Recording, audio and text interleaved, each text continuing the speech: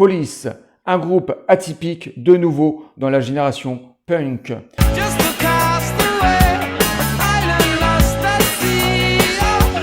Alors je dirais pas totalement et paradoxalement très connu des producteurs et de certains groupes punk. D'ailleurs, Police, en début de carrière, à l'époque du tout premier album, fera même la première partie de certains groupes. Police, cette formidable formation, est constituée de 3 amis musiciens. Sting, ce magnifique bassiste et chanteur et leader du groupe. Ensuite, Stuart Copeland à la batterie. Et pour finir, Andy Summers à la guitare.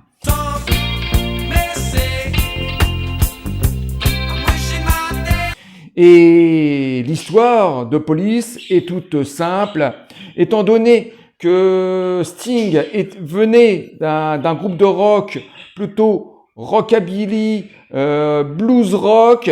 Il est venu tout naturellement vers cet univers punk en accélérant son jeu de basse et en accélérant la musique de son tout premier groupe.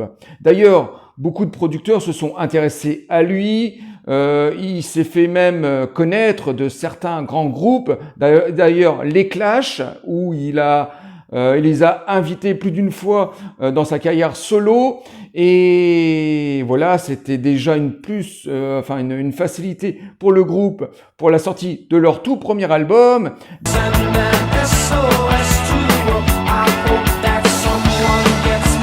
D'ailleurs, l'année 76 sera la sortie de leur premier disque. Et je dirais le style de Police, c'est simple, c'est une fusion de styles de nouveau. On est dans le new punk, on est dans la new wave et dans le reggae, en tout cas dans la rythmique du reggae, et ça donne un style très particulier, totalement atypique du rock britannique de cette époque-là. Et les 5 albums qui vont se succéder pendant ces 10 ans de carrière vont être juste formidables.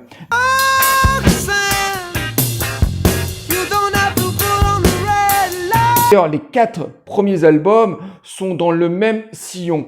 Des morceaux assez courts, avec énormément de rythmique au niveau de ce reggae, des paroles et une basse et des percussions qui nous rappellent le punk et une petite touche de funky à droite à gauche.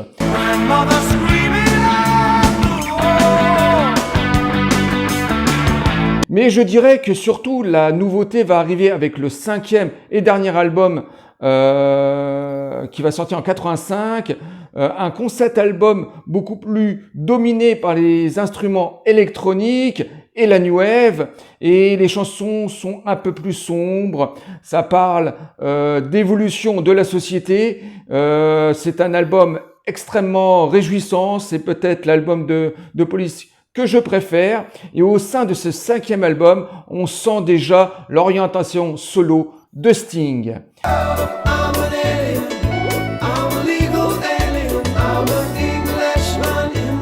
En tout cas, Police est un groupe comme ça qui a eu immédiatement de succès.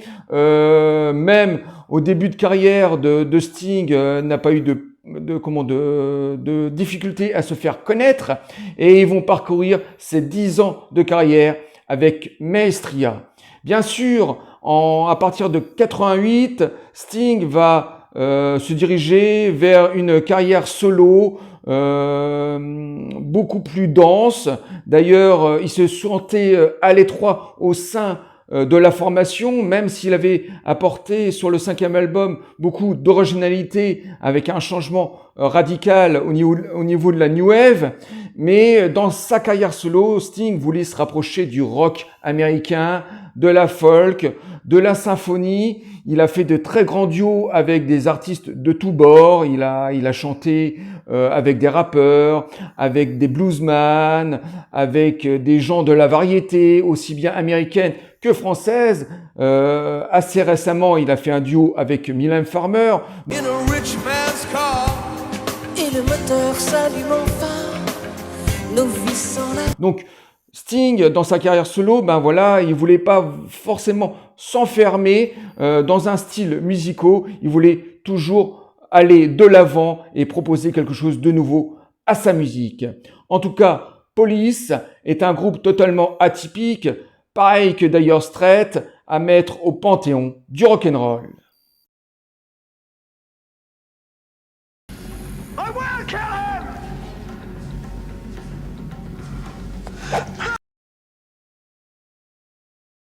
C'est ça le rock. Il y a des gens ils t'aiment, il y a des gens ils te détestent. Ça, faut que tu l'acceptes. C'est pas facile. Il y en a ils sont pas capables.